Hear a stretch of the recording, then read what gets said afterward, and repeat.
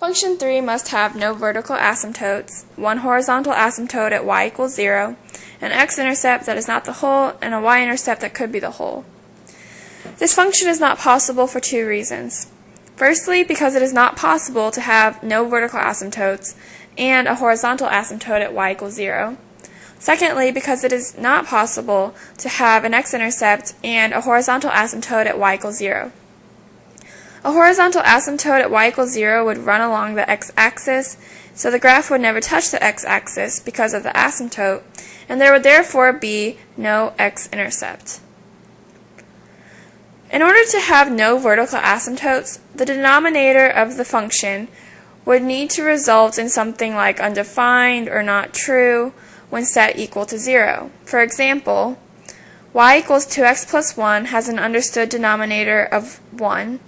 So when 1 is set equal to 0, we know that 1 does not actually equal 0, so that's not true, and that means that that function has no vertical asymptotes. For a horizontal asymptote to occur at y equals 0, the highest exponent in the equation needs to occur in the denominator but not in the numerator, so that you have 0 divided by a number which will be 0.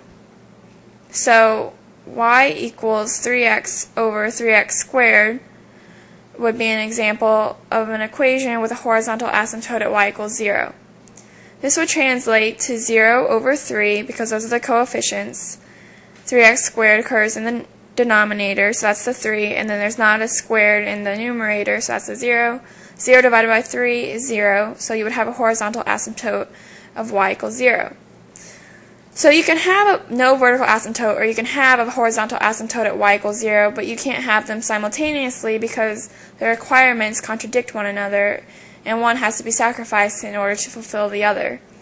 For the horizontal asymptote to be y equals 0, and x with the largest degree needs to be in the denominator but not in the numerator, but there can't be an x at all in the denominator if there is to be no vertical asymptote, because if you have an x and you set whatever the denominator is equal to 0, you're always going to find an answer unless there's not an x.